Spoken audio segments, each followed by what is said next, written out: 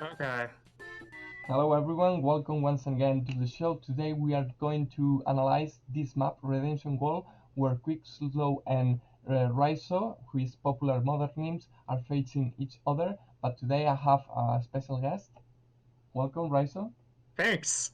Happy to be on call with you and getting a chance to discuss this match. Yeah, I hope this second attempt of recording goes better than the one before. Where I forgot to put the microphone. But anyways, what are your thoughts on this map on Redemption Wall? Redemption World, it's a classic.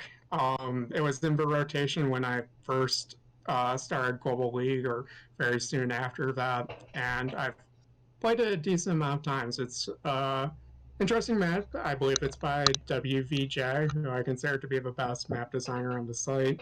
And yeah, it's uh, a little bit misleading at first glance. At first, you see a very large, open-looking map, but it's surprising, and you'd kind of expect that that would mean like very aggressive gameplay. Volatile. Maybe something along the lines of Stalingrad, maybe a match on Stalingrad, which is by the same designer, but it's surprisingly wallable, and that makes it a very stally map, as we're going to see here in this 37-day match. On the first recording, you mentioned me that indirects are really good on this map. There are few placements for them to go, and also the picks for tier 2 on this map, where Max, you said that he has some ideas, but generally you want to pick Olaf because he's so strong on story matches, right? I would say that Olaf and Eagle are CO picks to go for on this map. I give a slight edge to Olaf in terms of just how difficult it can be for Eagle to play around his super CO power and make global damage and reduce movement. But yeah, the reason I favor Olaf over Max is generally that although Max would be playing on a large map where he would be getting a lot out of his movement boosts, and a map with low defense terrain, including plains and roads, which would make it easier for him to kill things, obviously. Um, because of how wallable the map is, you want to use artillery to lock down your properties, or indeed lock down properties on your opponent's side before they can get to them, and kind of deny the cap with artillery. And these are things that Max cannot do. And because, like I said, because of the movement boost and the firepower thing, he's still workable, but I consider him to be somewhat riskier just because you're going to be constantly And eating. also against global damage as Olaf, and also the snow that slows you down. Uh, Capping these middle properties once you lock them with artillery is super hard to do, right? I could Yeah, imagine.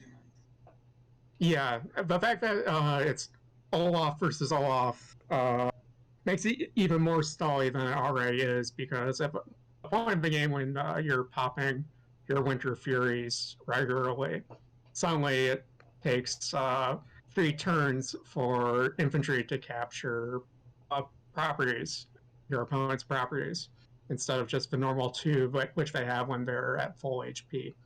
So this gives you even more time as the defender of those properties to respond to the caps and interrupt them and force the infantry back, or kill them before they can finish capturing your property. So as a result of the stalling nature of this map and the COs being played, it's going to take a while for us to really push an income advantage, and we're going to be at the same income level for most of the game as a result. Okay, let's just straight jump to the match. So yeah, let's talk about the builds here. You have the first recording you were talking to me that it's kind of awkward to build tanks on this map because of the income. Yeah, come like day 4, at least for player 2. Let's see if it's the case for player 1 also. I believe it's the case for player 1. You can't build day 4 tank, you're only going to have enough for 2 infantry and an artillery, which is what I end up building. And kind of like taking a page out of Inca Gruak's book and other players like Tordred or Evocati, my idea going in is to get out an early artillery, a greedy early artillery, and put in some forest tiles to deny properties on my opponent's side. And there's 2 different ways you can do this. You can go for an artillery on your 1 base side, or you can go for an artillery on your 2 base side. If you go for the one on the 1 base side, you would path it to the forest tile in the very middle, which takes 3 turns. And that would lock down 2 of your opponent's properties in the middle of the map. And generally, it's kind of difficult to dislodge that artillery. I had a similar problem when Rice Muncher used that strat against me on this map, where he placed an artillery there. Well, I have one question. If you put your artillery here and do a wall around this area, aren't you a bit overextended? That's it. It's artillery is greedy, and artillery used like this is greedy in a couple of ways.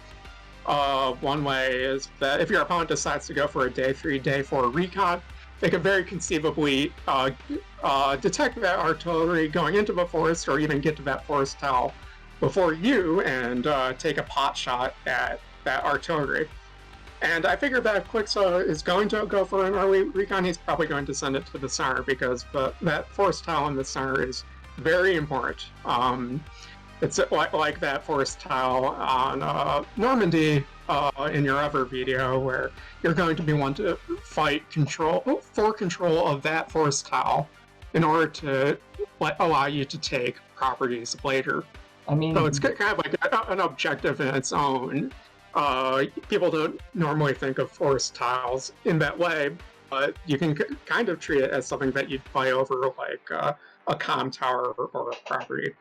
Yeah, but because if you sit on a forest, you are not getting away from that unless you use at least 2 units. But let's be honest, if you put, for example, an infantry on a forest, it won't die in 1 turn unless you use 3 units on it.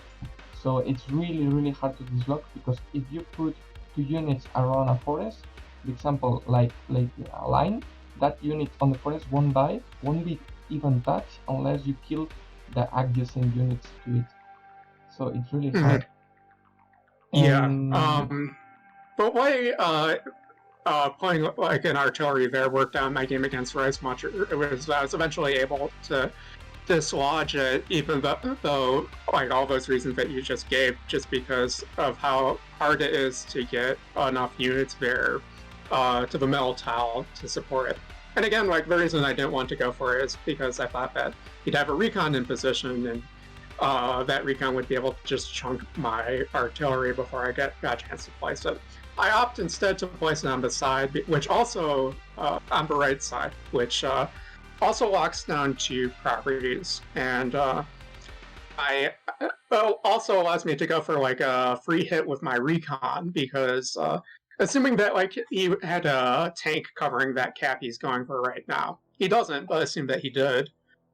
He would normally, my recon would normally attack that penguin, and it would get chunked to 4 or 5 HP, I think. I don't have the damage calculator in front of me. And he would be left with vision of it. So that would allow him to just roll in a tank on top of that property and reduce my recon to 1 or 2 HP. But by having artillery backup with that recon, it allows me to get that hit in and not only kill the infantry, which I normally wouldn't be able to do without another unit, but it also kind of makes me immune from counterattack. Because, like, let's say I had a tank instead. If I had attacked with a recon and a tank and killed that penguin, he could still just like put his tank on that property and shoot my tank, and that would be a losing trade for me, because I guess I would still be up a unit after that, but I would have a very weakened tank, while his tank would be pretty much full HP, and I can't argue with it. This way, he can't respond with a tank. I mean, if you do that, and with the recon and the tank, you basically are open for first strike on your vehicles and allowing that. And the important stuff in early game to get advantage, I think, is the capture phase, but also getting the first strikes on vehicles into vehicles. Yep. And another thing about this, which I think is really nice, and this was something that I planned to do going into the game. I wanted to do what I did pretty much. Kill that infantry, or wound the infantry, which go for early cap spare, and deny vision, so that Quickslow would have to start playing as though I always had my artillery over there in that tile. But I would actually move the artillery first to the other forest tile a little bit to the left, and eventually my plan was to move it to the center. And during that, Quickslow has no vision on my front switching artillery, so he has to play around it like it's still sitting there locking down those properties, even though it's moving on to do some more important things, in my opinion. I was thinking about what if you instead went here into attacking this recon and supported the recon with artillery. Like, for example, you have vision of. I didn't because of the B-copter. The B-copter. But a B-copter does only 55 base damage against the recon. You won't die. Yeah, it won't die, but I also won't be able to do anything about it, really. I don't have a punish. I mean, I might delay his cap by one turn, but I'd also be massively overextending. Like, I won't have a punish, and I won't be able to get units to back up in time. And I'd also pretty much be healed in control of the center if I did that. But I mean, like, attack with the recon, cover it with your artillery for any time that is on this area, and then basically retreat on the next turn. And then you left your opponent with a weakened infantry that will try to cap this and delay so much his economy. And you won't. Yeah, I mean, you probably won't die because you are 7 turns away from his base. The copter won't one-shot the recon, and I really doubt that there is a tank within range here. There is this one tile, but it is the only chance. But maybe it's me being greedy and trying to. Yeah, I mean, like you're right. I mean, if I did that, he wouldn't be able to punish it too much. It's like he would, like at best, he would be able to chunk either my recon or my artillery, and I would delay that cap.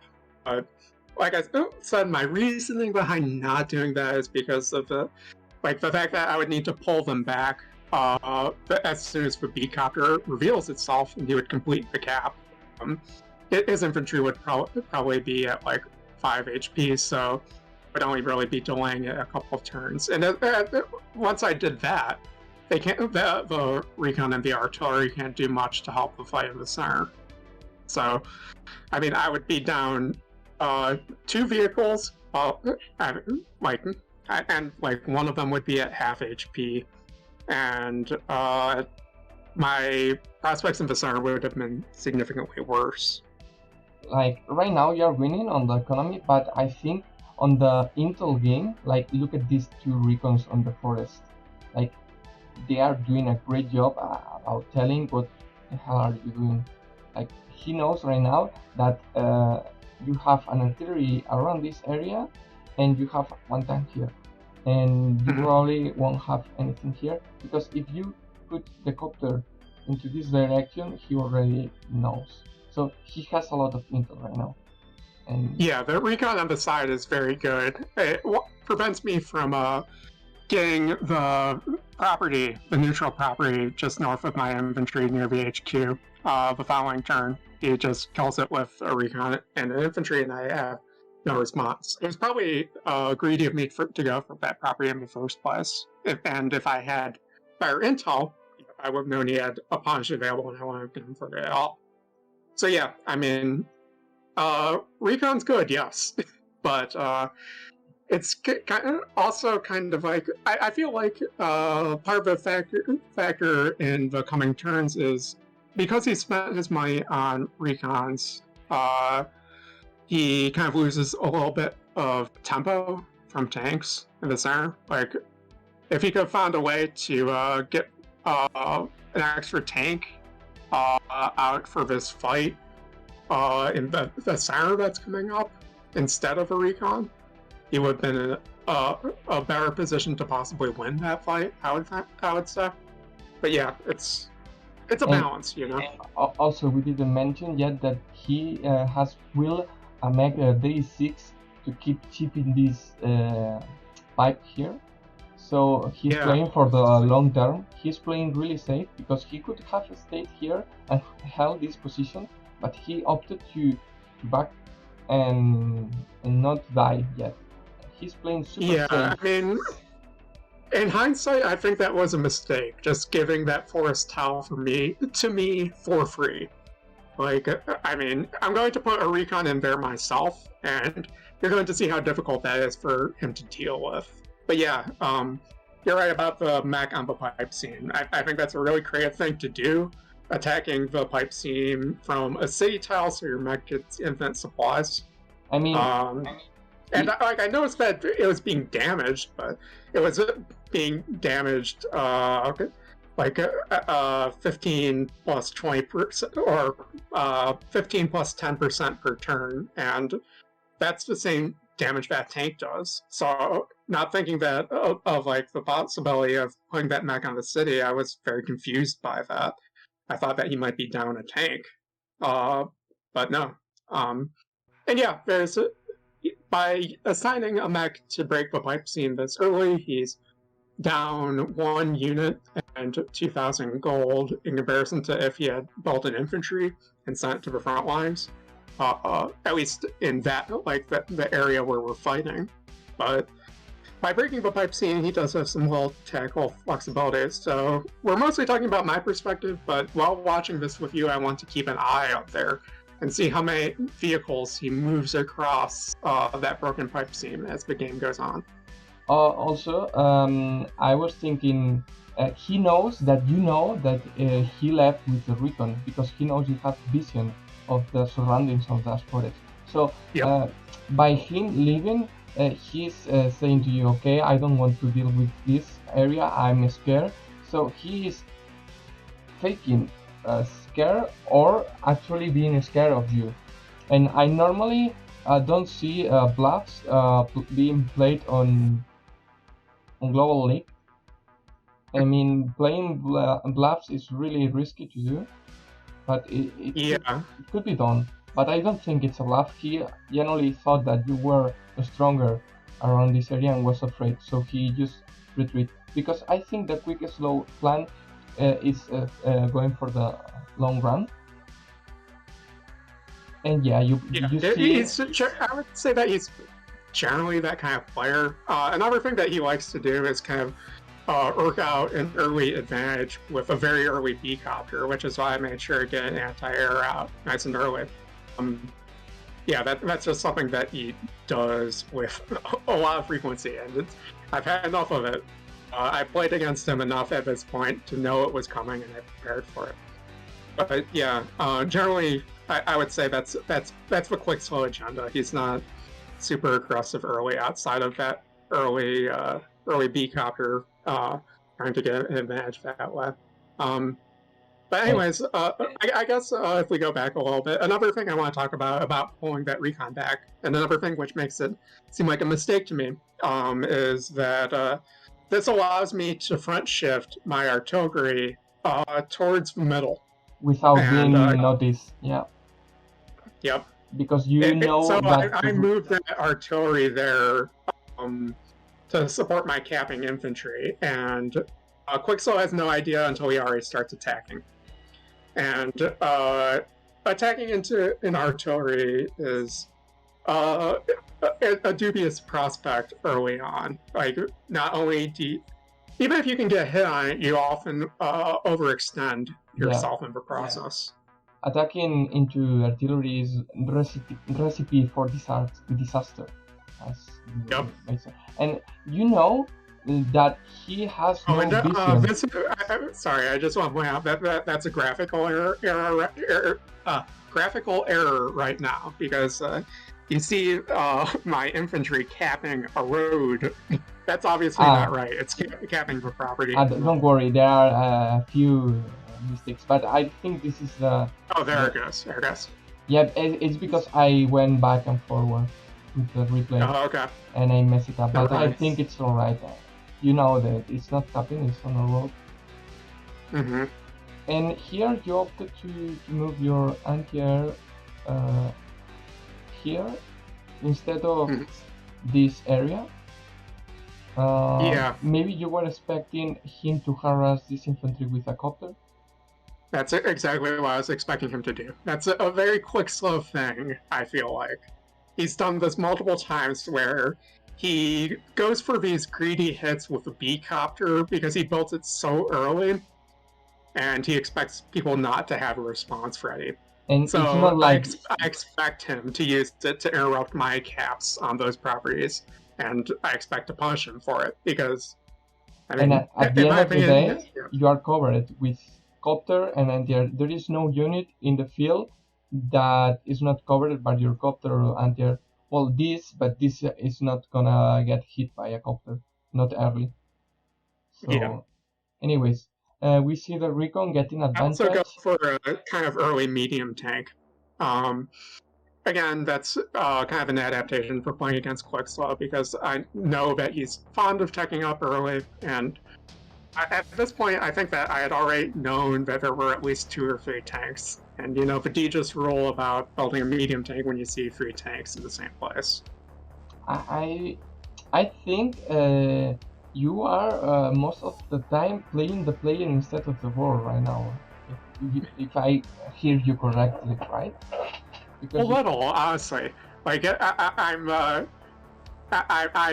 kind of am, like I said, doing that incongruent thing of using an early artillery to lock down neutral properties, but the rest of it is me adapting to playing against Quickslow because I've played him a few times now, and we had an interesting discussion about it in the Discord a while back, but we're not the highest rated players, we're like 1.2k, but as you get to that part of the ladder, people start, you know, because they keep on playing against the same people all the time, they start noticing things that those people do and adapting around them. That's definitely the case here.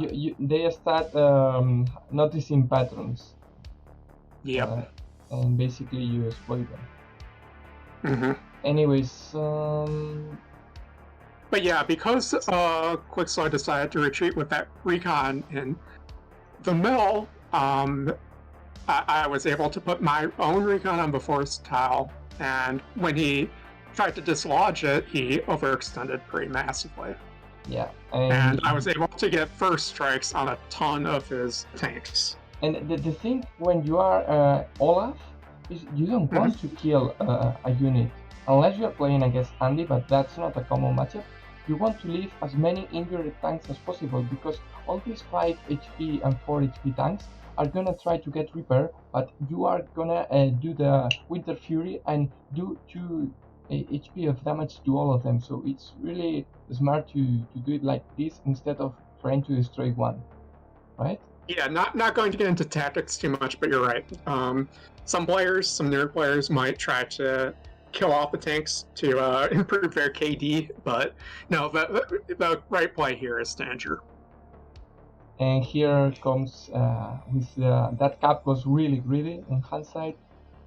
Yep, and I was ready for it. In fact, yeah, I had anticipated his B-copter spam, and I'm able to kill the B-copter to the right and chunk the B-copter and the siren in that following turn with my own B-copter.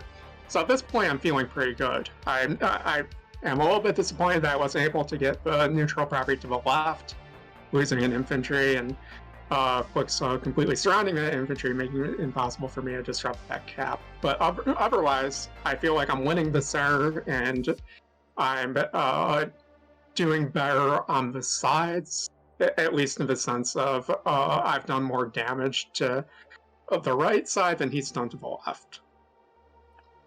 My thought process is that you are expecting a lot of how you call it, copters, but you only have one anti-air, and you will a medium tank.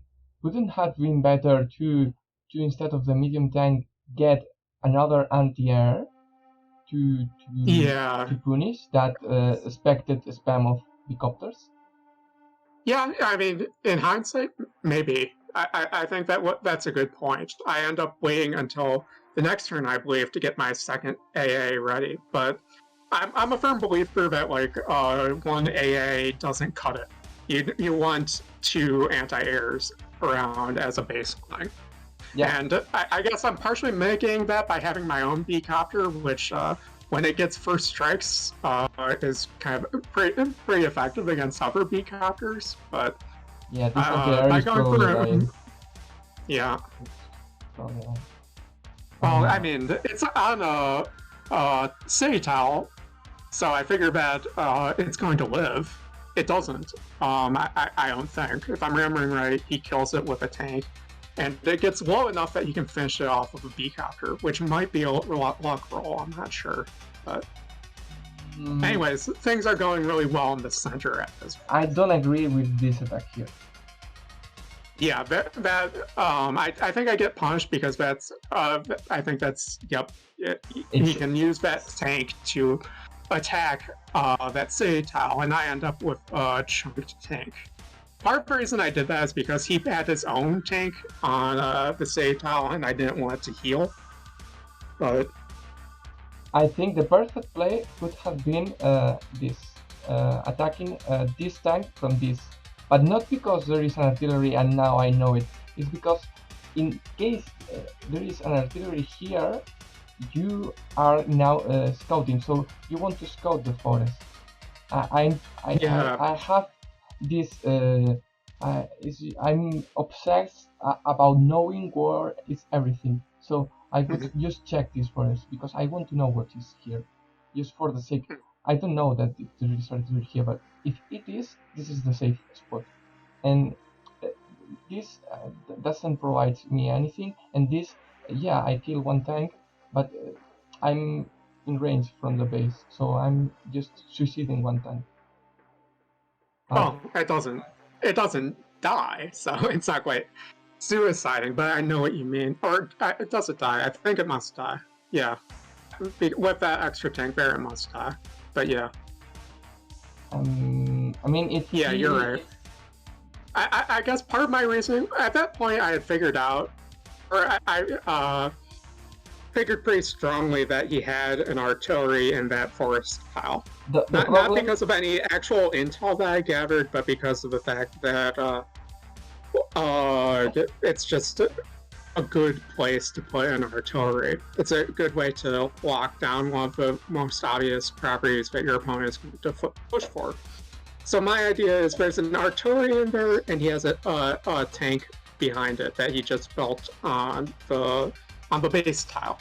So again, my idea is like I'll start a cap on that property and force him to use his artillery to shoot it, and my tank is going to get hit with his tank leaving the base, but it's only going to get knocked down to half. I reason because he's going to have to use his artillery to blast the infantry on the property, or I was hoping he would. Otherwise, he would probably just used it with the tanking.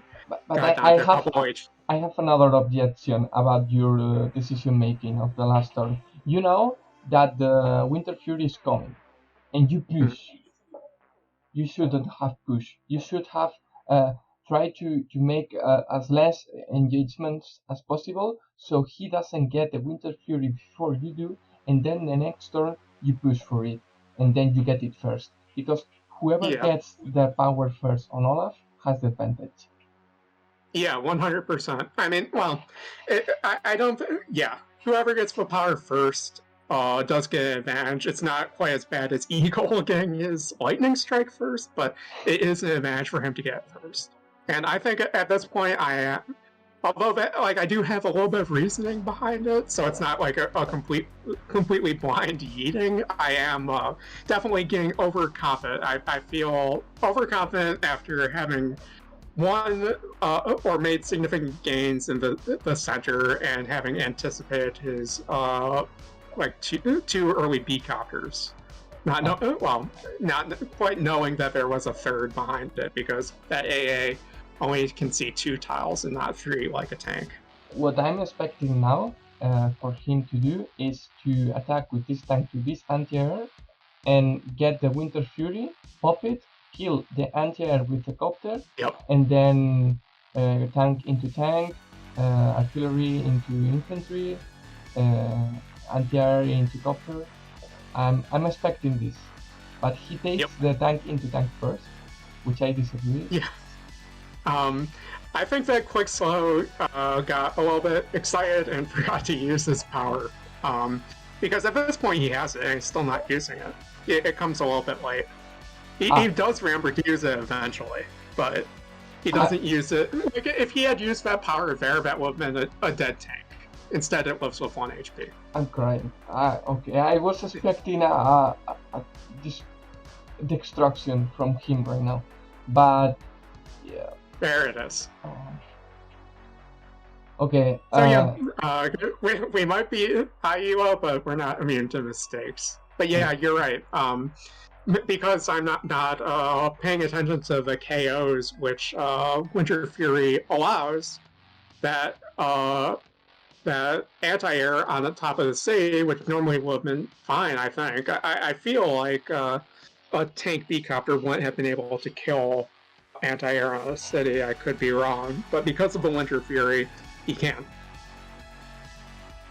And yeah, I used my Winter Fury second, and even if he had used his Winter Fury first, I still feel like it wouldn't have been disastrous. Like, you're definitely right, I did overextend there, but as you can see right now, I don't think it's too bad, and I don't think that if he had used the Winter Fury first, it would have changed it.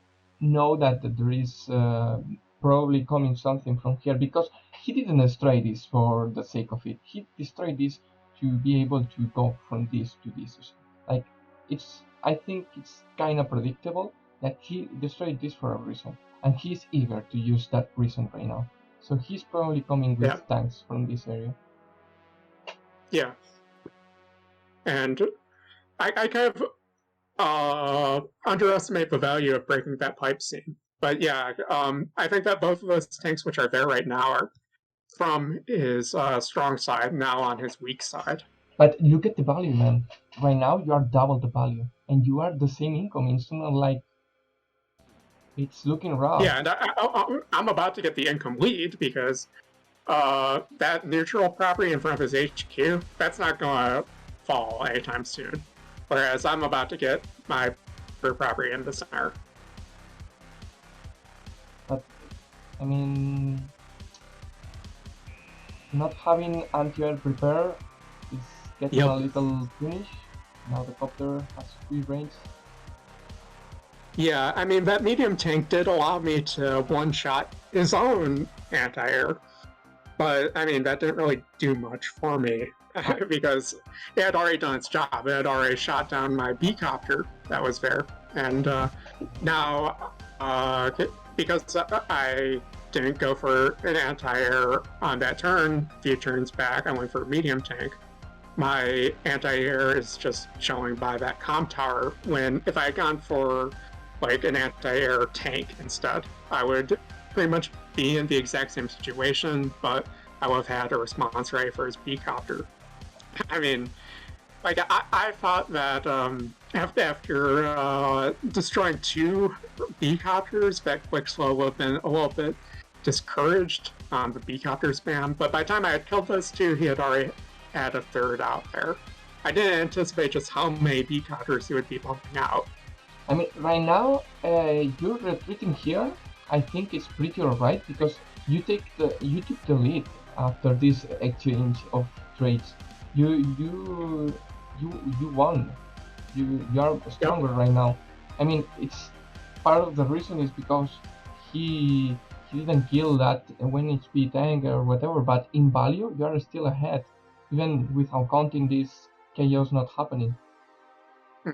So Yeah, at the end I of the mean, ball, yeah, despite probably overextending on that tile, I'm still in a pretty good position, and like that's part of the reason I overextended in the first place. Like I thought that I'd be able to do some more damage, and it won't be able to decisively pull me back. But yeah, now at this point, I feel like I'm in a good position. I continue to have control on the center forest tile with a 2 HP artillery, funnily enough, but it is important. And the fact that he wasn't able to kill that and put something of his own in there allows me to continue to take good fights in Vanilla for a while longer here. yeah, and also if you're facing or you are Olaf, having 1 HP tank is not good use. You don't want to repair that because you're gonna repair it. It will get 3 HP. Maybe you will repair it to 5 HP, and then Winter Fury comes and it goes down to 3 HP. And a 3 HP tank, it has it's not useful to pay for that much of income. So I think it's Yeah, not I the end think I of the might world. have. Let's see what I do with it. I think I repair it to 3 HP and then just use it to finish off low HP tanks. I'm pretty sure. But yeah, I'm ahead 1K income right now, and I That's continue all. to be in a good position in the center, so I'm feeling good, and I'm looking for ways to push my advantage someplace else because at this point the walls are starting to come up, and I'm looking for a good place to front shift and push my advantage even further. And I decided to go to the right. And in hindsight, I think I should have gone the opposite way. I think I should have gone to the left. Also, Which is kind of because, like, why would you fight if you're fighting on, like, your 2-base side, or if you're fighting on your opponent's 2-base side, I should say, you have just your 1 base, and it's like that's not favorable for you, right? Well, you also have an airport, and if you produce something out of your airport every turn, you're going to start getting a unit count lead as long as you don't base skip at all. And like you can see, I mean, I didn't know at the time, but you can see how little Quickslow actually has on his strong side right now. Because, I mean, count the tiles, I mean, you personally, Cynic, right now do not have to count the tiles if you want to, but it takes a long-ass time for infantry to start getting up near those contested properties, near VHQ. That's why I think Olaf is strong here, because it will slow infantry, do damage to them. If you deny early income these properties, that there is a very hard way to get them later on against Olaf. And also one more thing, the indirects are stronger here because this tile is very important, right? You said. Yep. And an indirect, I think it is. Yeah. An indirect is really good to dislocate things from forest because you only need to get vision, 1 HP infantry, boom, bye bye, with the artillery. And now, let's see. Oh my god, this recon is kind of reckless, not gonna lie. It is a little, but I do have an AA in position. I have 2 AA in position. I am, or actually, yeah, you're right. It's off by 1 tile, so it's only partially covering it. Let's see which tile he ends up attacking from. I was kind of hopeful that he would shift the B-copter that he currently has right now down, or 1 tile to the left and then down a tile to attack from the opposite side to get the 2-hit KO on the recon, but he doesn't, unfortunately for me. And he manages to kill that recon, and I mean, that's not ideal, but it does allow me to continue denying that cap. And I mean, as long as I prevent him from capturing that city for like another 4 turns, it's theoretically worth it, right? At least in terms of income value. Double recon. Yep. I mean, he Yeah, has no. I think that constantly pumping out recons on maps like this is pretty good because, like you commented earlier, I think it was on this recording, not the one that got scrapped, but putting recons in those forest tiles, those free forest tiles, is really, really good. And on your 2-base side, if you build a recon from where I just built a recon. If you build a recon there, it can On because these of the 3 dice. roads, it can go into the forest in just 2 turns. It's awesome. Yeah. Boom, and 1, 2, 3, 4, 5. Yeah. It's amazing. Look at this. Next turn. Mm-hmm. Yeah, Quickslow is going to do the same thing that I am. We both have the same idea here, putting a recon in that forest. Yeah, you front switch to one side and just will a recon on the other side, and that recon will be the dog guardian of that weak side against infantry. And if anything comes, and with that penguin towards the upper left-hand corner and the recon that's about to be in that forest tile, he'll be able to kill any infantry I send to try to capture that property in front of my HQ. Okay. So at this point, this is where things start coming off the rails for me, I feel like. Because I'm pushing on what I figure is going to be his weak side, his HQ side. And I feel that, like, because I have 2 bases on that side, I should be able to achieve a higher local unit count and just overwhelm him, capture that neutral property which I've been denying so long, and eventually start pressuring his HQ. But because this is not Normandy, you can break the pipe and boom vehicles to these 2 bases to here. So now you don't depend on this. So you can have all your units around this area. Basically, curious if this was a deal breaker or not. If him breaking the pipe scene was a deal breaker or not. Because even if he didn't break that pipe scene, I think that he could conceivably overwhelm me on that side just by producing a tank or an AA or an artillery and a BCOP every turn winning and making right fair trades. You are winning. Like, you are 1 income above. You have more value. You have more units. Even though he has spent so many copters, you have more units because you have only will like 2 or 3 less than him. So it's. Well, I mean, I have more units right now. He hasn't built yet. I mean, at the end of his turn, he's just going to be but you are player 1 2, unit right? behind me plus whatever he kills. You are player 2, I think, right? Yeah, I'm player 2. Isn't that how it works? Like, at the end of player 1's turn, he should have a unit advantage, and at the end of player 2's turn, he should have a unit count advantage. I should know that. But yeah, isn't that how it works? To be honest, what I do, I put it simple, and at the end of the second player turn, if one player is ahead of the other, I say this player is winning. Normally, that's what I do, but there's for sure a better way to do it. Mm-hmm. Anyways, he does achieve a unit count advantage at the end of the turn between what he produces, 3 bases and an airport, plus a few units of his that I've killed.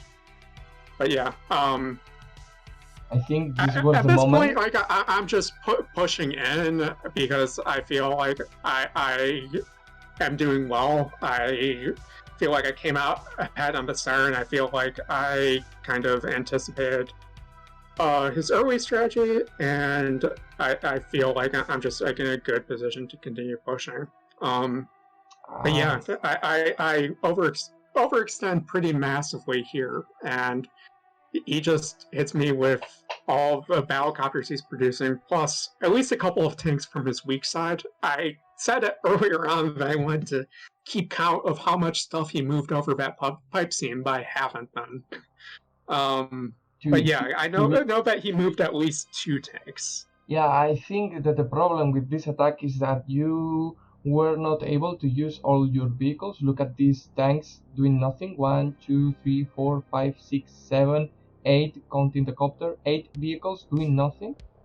And yep, I go way too far here. I overextend. And also, like that would have been partially mitigated if my artillery were properly covering the units at the very front, but they are not.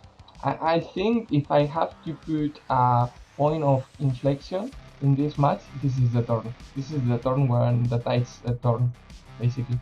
Oh yeah, it definitely is, because like he has like the defense is set up. He hits me with a Winter Fury on top of that, and he just goes in and destroys everything at the front, gets to my AA, and kills them. Kills my medium tank. Kills that artillery, which had done so much work, which I had built on turn 4. It finally goes down. And with no anti-air, with my only 1 B copter to respond, I have no choice but to retreat the next turn.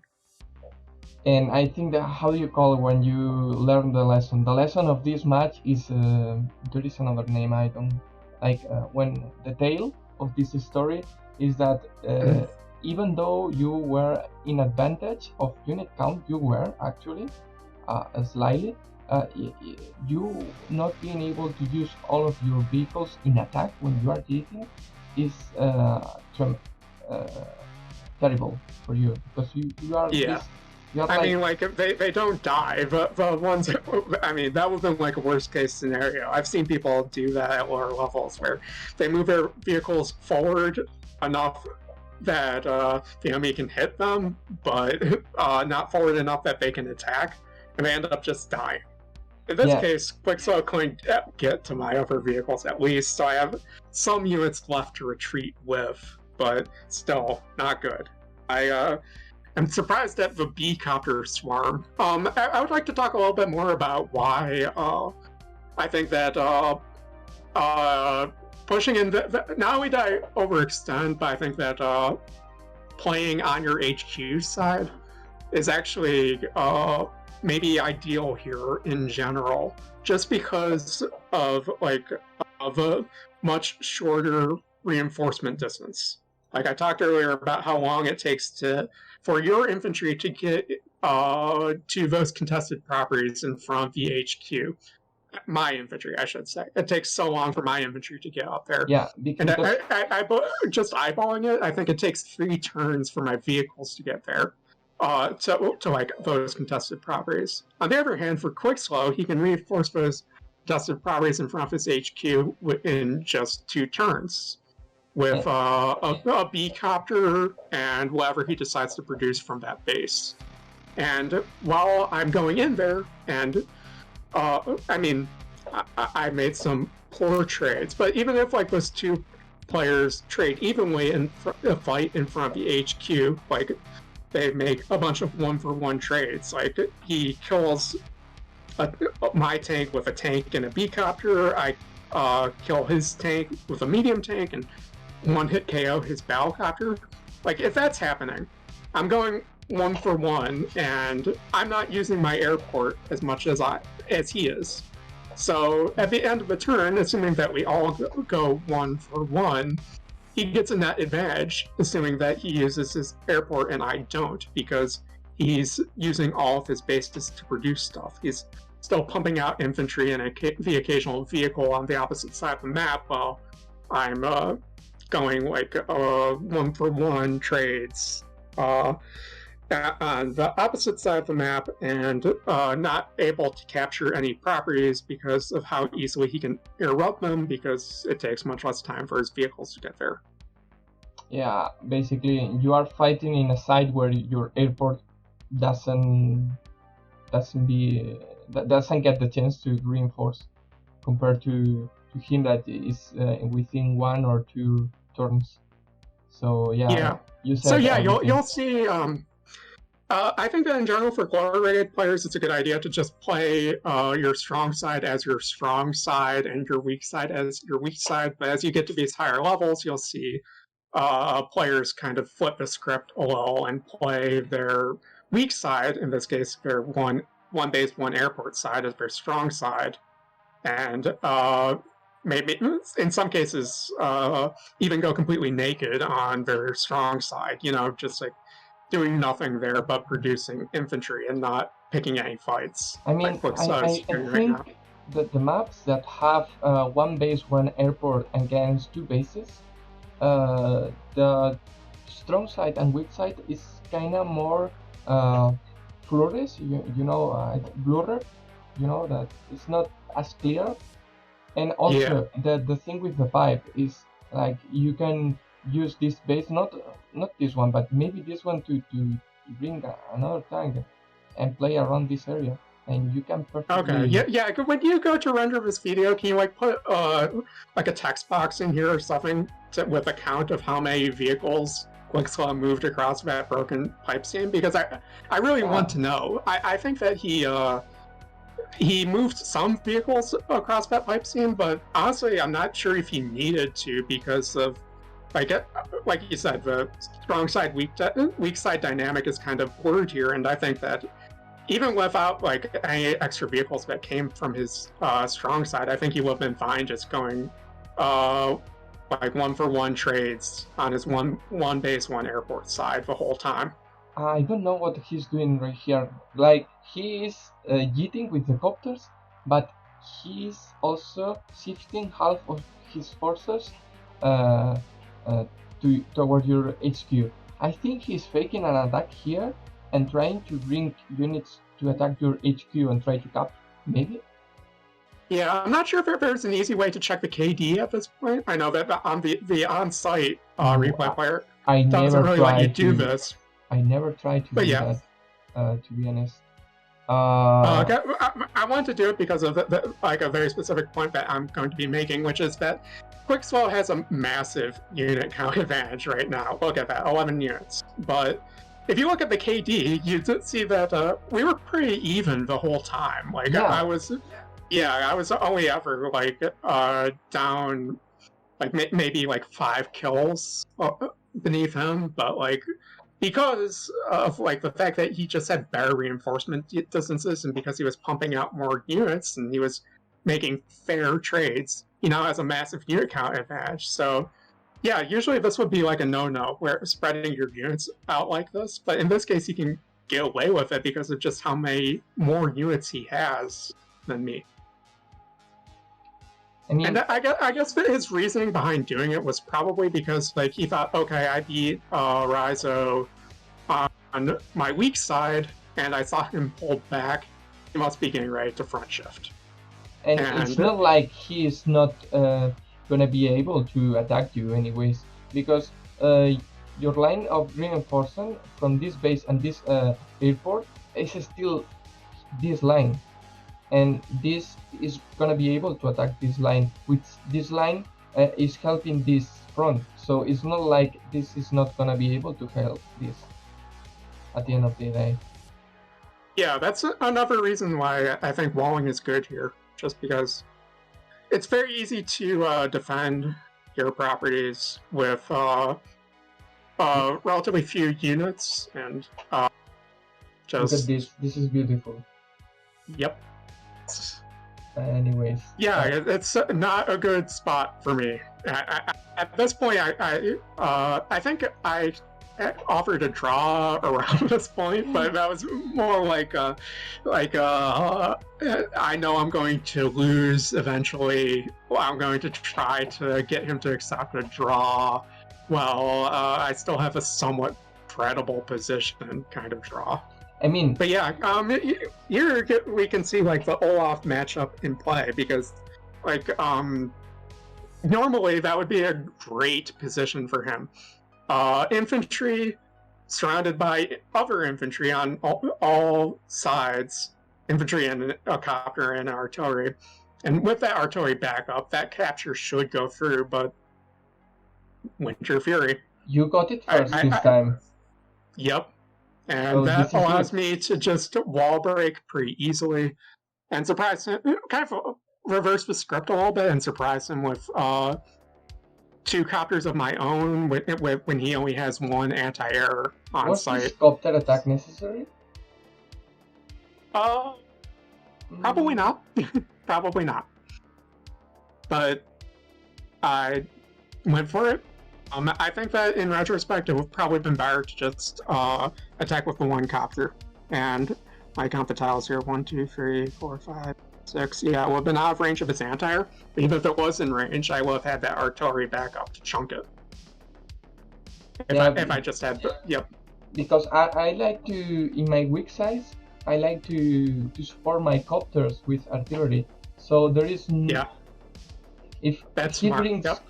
copters, I have my copters. If he brings vehicles, I have artillery. And if he brings anti-air, I have my artillery. So it's very solid unit composition that anything can deal with. Anyways. Yeah, I think that a lot of people have some minor misconceptions about like AA B-copter type trades. Like, it's not good just because like the anti-air costs 1,000 less gold. It's good because like it's the 1 hard counter in the game. Like it actually one-shots the thing it's supposed to counter.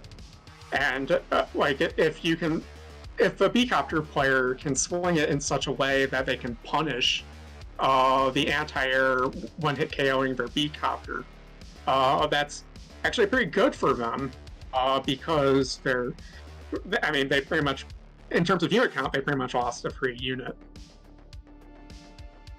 Also, again, because like, yeah, yes. I do. Yeah, that hurts, definitely. Also, you were not expecting for sure a full HP infantry trying to cap your HQ, because he joined. He doesn't actually go for it, crazily enough. I love. He's waiting for the opportunity. He has the infantry on the forest, and a Winter Fury is not coming any soon, so he's just waiting for the opportunity. He does, and it never really comes. He waits too long, I think. I think that there might have been a window where he could have done it, but he waits too long. If I remember right, that infantry ends up just walking away back to the property eventually.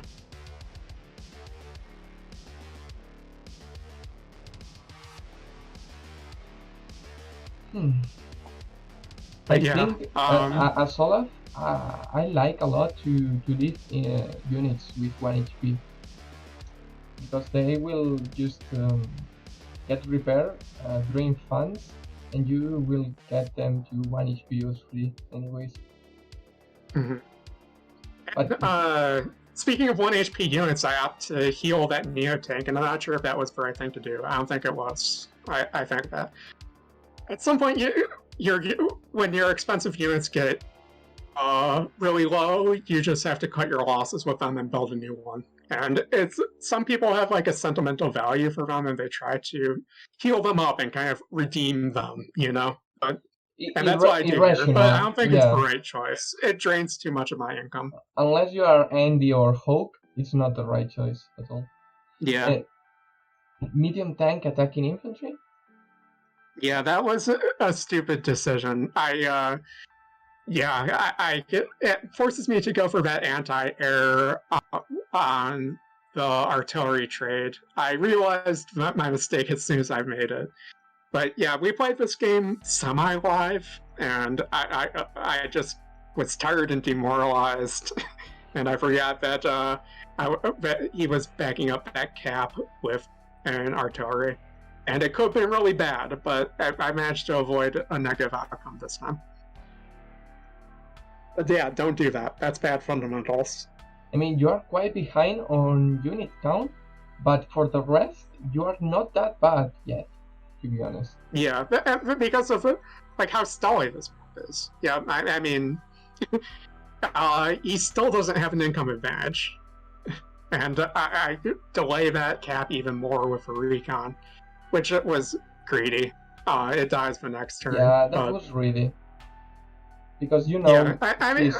like it. Yeah, the only way that would have been worth it, I think, is if it had killed the penguin entirely, because that way it would have been a not even exchange in terms of unit count, and it could have delayed his cap up to 4 turns. But since the infantry lives and he can heal it up, I don't think it was worth. And I was already behind in unit count value at that point. Although you could make a case that going for one trades is proportionally better if you're behind. But yeah, even then, unit count value is just so important in this game. I mean, you can use your unit count. I mean, unit count is a resource, and you can use it. You can drain your unit count to achieve something. But if you don't achieve something that is worth, like delaying this one more turn, I think it's not worth it, because right now you are not you can afford losing more unit count, and you are doing that. Yeah. Anyway. So yeah, in that case, I should have just let him finally have the property. Yeah. I don't think it was like a game-losing mistake, though. Because, I mean, it just makes me one more unit behind. If it was dead even, that would have been another thing, but now he's 13 units ahead instead of 12. Big deal. If I ever face Quickslow, I'm wielding anti-airs like there is no tomorrow. Look at this. He goes triple infantry, doesn't even care, and goes for the copter. Yep. Oh my god. Yeah, that's... I didn't really think of Quickslow as a B-copter spammer before this game. I know he does like his B B-copters, which is why I prepared for it, but yeah, he just goes all out. And like the aircraft spam, and like even if they do die, it's still in that game because he's just producing more units than I am. I think that there's a lot of like you said, unit count is a resource, and you can spend it on certain things, like getting like an income advantage, for example. But I think that you have to get a pretty big income advantage for it to be worth it. Like, yeah, because I think that you just get a huge amount of surplus value just by having a ton of units working in concert, you know? Like, the infantry is still hiding. Yeah, I just don't understand why he doesn't go for the cap. No. I get, yeah, I mean, I get, even if I denied it, it would have like forced me to send stuff that way, you know? Yeah, a tank, a recon, a copter. Oh, yeah. It's like, yeah, why would you put that in? Yeah, I don't understand it either. I don't understand it either. Oh well. I mean, it doesn't hurt him at all. I guess he's getting valuable intel on like those that free range, free property for 3 tiles or 2 tiles that you can see in each direction with infantry. Right now, I'm not understanding your game plan.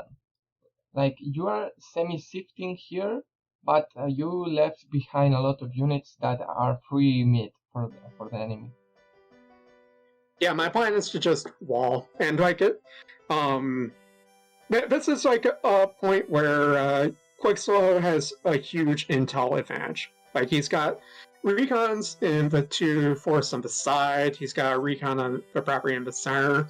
And as a result, I kind of I'm on the defensive because I have my lower unit count, but I don't know where he's going to attack. And when you as a result, I've tried to defend everywhere, and as a result, I'm kind of weak everywhere.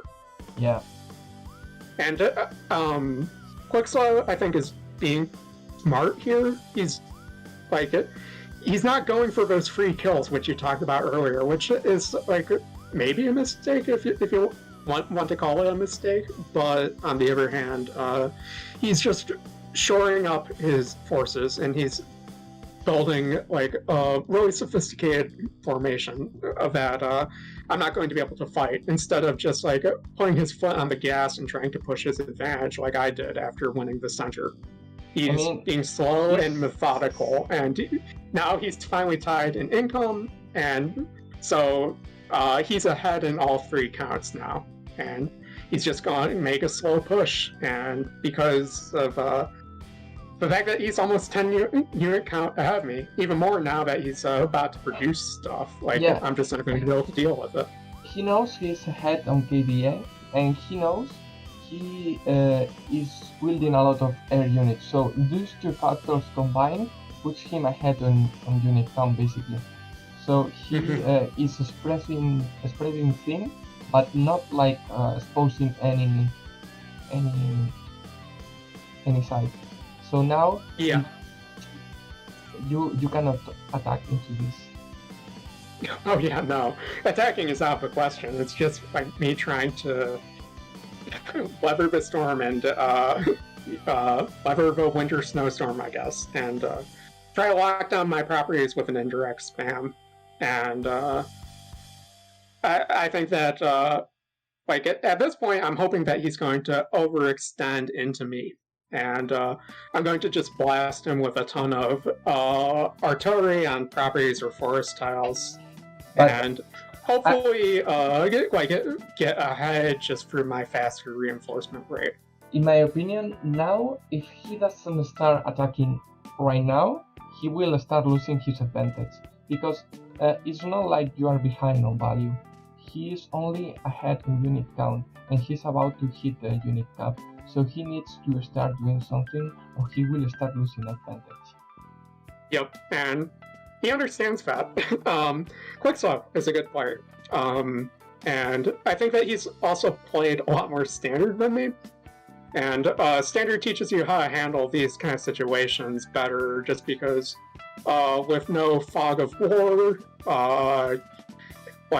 early aggression doesn't work as well. There's more walling, and yeah, he just knows how to pilot a wall a lot better than I do. And I do have a little bit of vision, so I see what's coming, and I just look at all the infantry he has and all these vehicles, and I'm like, man, I should have resigned, but I want to play on anyways. See if I could maybe take advantage of my indirect spam, and maybe he overextends, and I can just beat him back through shorter reinforcement distances from my bases in airport.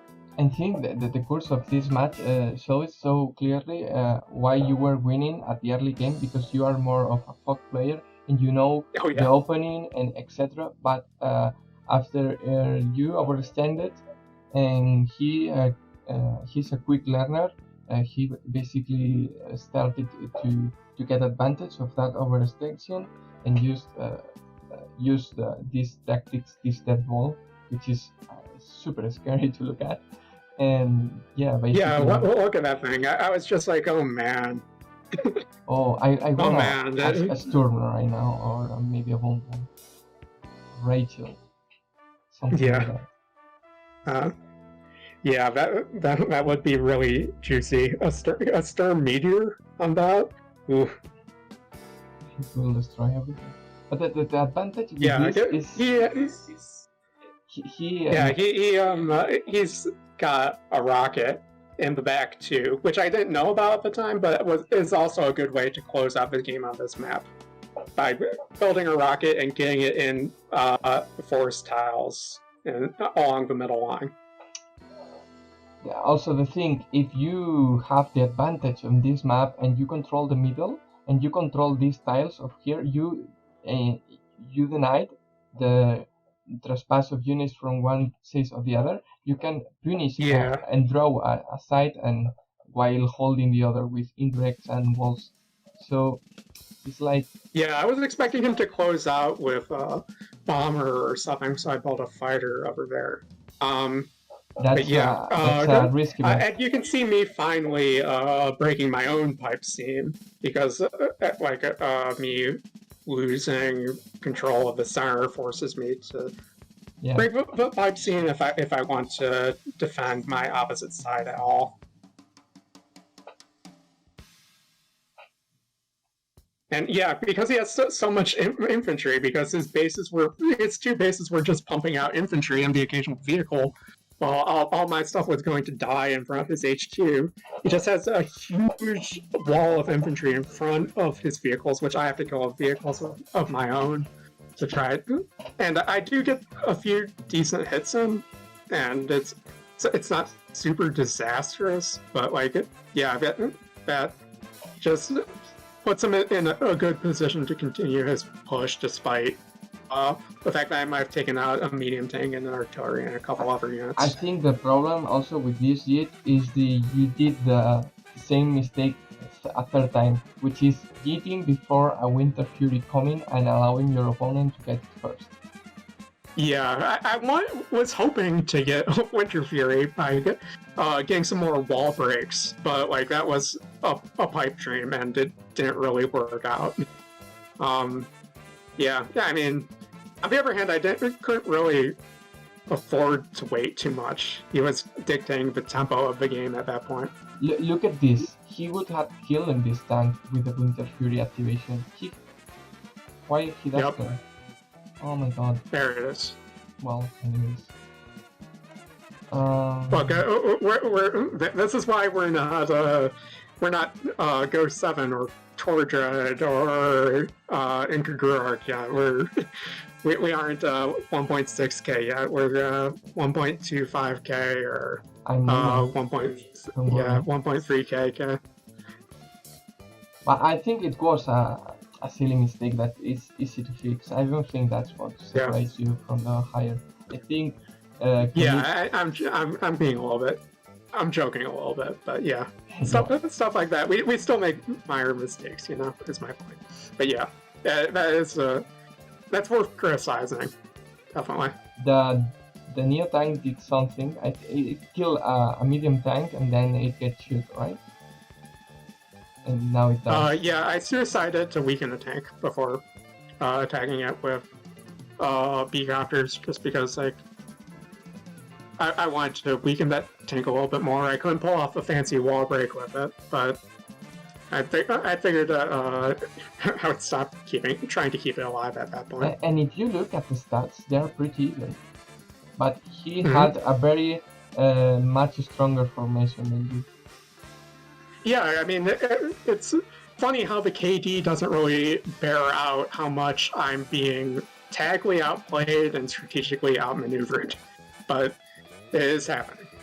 Yeah, but you are about to lose a lot of income and value. Yeah, I mean, like he's going for a bunch of caps, and obviously I need to interrupt the HQ cap. But in Discord after the match, Quickslow was asking me, "Well, why didn't you interrupt more of those caps with vehicles?" Well, I mean, it's because partially, like if I attack those with vehicles, I'm just going to pretty much be giving out free first strikes to his own vehicles, right? Basically. And eventually it gets to a point where like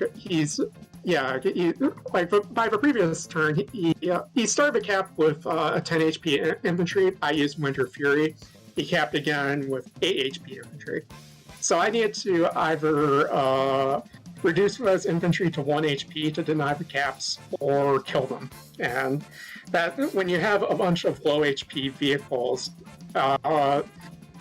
lowering the 8 HP on infantry on a property to less than 2 HP is just it's no small order. It's hard to do, and I think that if I tried to interrupt those caps, I wouldn't even have been able to deny them.